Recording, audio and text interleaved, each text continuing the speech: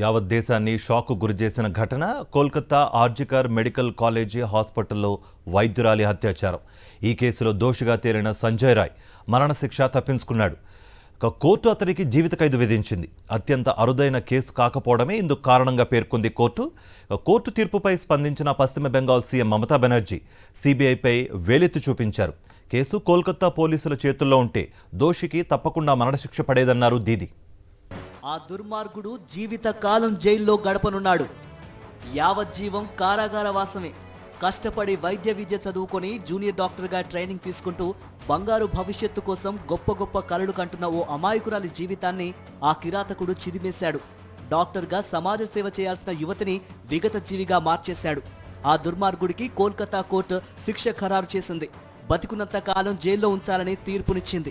దేశవ్యాప్తంగా సంచలనం సృష్టించిన కోల్కతా వైద్యురాలిపై అత్యాచారం కేసులో దోషి సంజయ్ రాయ్కు సిల్దా కోర్టు యావజ్జీవ కారాగార శిక్ష విధించింది. భారతీయ న్యాయ సంహితలోని 64, 66, 103/1 సెక్షన్ల కింద సంజయ్ రాయ్ను దోషిగా తేల్చిన అదనపు జిల్లా సెషన్స్ జడ్జి అనిర్బన్ దాస్ అతడికి జీవిత ఖైదు విధిస్తూ తీర్పునిచ్చారు. 50,000 జరిమానా కూడా విధించారు. ఇది అత్యంత అరుదైన కేసు కాదని పేర్కొన్న న్యాయమూర్తి ఉరిశిక్ష విధించకపోవడానికి ఇదొక్కటే కారణమని చెప్పారు. శిక్ష ఖరారు నేపథ్యంలో కట్టుదిట్టమైన భద్రత మధ్య దోషి సంజయ్ రాయ్ను సిల్దా కోర్టుకు తరలించారు పోలీసులు. న్యాయమూర్తి ఎదుట హాజరుపరిచారు. ఈ సందర్భంగా వాదనలు వినిపించిన సిబిఐ తరపు న్యాయవాదులు దోషికి మరణశిక్ష విధించాలని కోరారు. ఇది చాలా అరుదైన కేసని, ఈ ఘటన పౌర సమాజాన్ని ఎంతగానో కలిచివేసిందని గుర్తు చేశారు. వైద్యులకే రక్షణ లేకపోతే ఇంకేం చేయాలని, మరణశిక్ష మాత్రమే సమాజంలో విశ్వాసాన్ని పునరుద్ధరించగలదని వాదించారు. అటు దోషి సంజయ్ రాయ్కు తన వాదన వినిపించే అవకాశం ఇచ్చారు న్యాయమూర్తి. తాను ఏ నేరమూ చేయలేదని ఈ సందర్భంగా సంజయ్ కోర్టులో చెప్పాడు. తనను ఇందులో ఇరికించారని, బలవంతంగా కాగితాలపై సంతకాలు చేయించారని ఆరోపించాడు. మరణశిక్ష విధించొద్దని జడ్జిని వేడుకున్నాడు.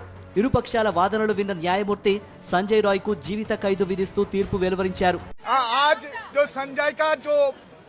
जो दोषी साब्यस्त किया था 18 जनवरी 2025 में, जो आज का सीबीआई का चार्जशीट और ट्रायल का बाद आज जो फांसी का जो सवाल उठा था, फांसी नहीं हुआ. उन लोग को आमृत्यु जो कारावास आमृत्यु जेल उनको हुआ और उसी का साथ साथ फाइन भी हुआ 3 सेक्शन में. కోర్టు తీర్పుపై బాధితురాలి తల్లిదండ్రులు తీవ్ర ఆందోళన వ్యక్తం చేశారు. కోర్టు హాల్లో తమ ఆవేదన వెళ్లబోసుకున్నారు. తమకు నష్టపరిహారం వద్దని, దోషికి ఉరిశిక్ష విధించాలని అభ్యర్థించారు అభయ పేరెంట్స్.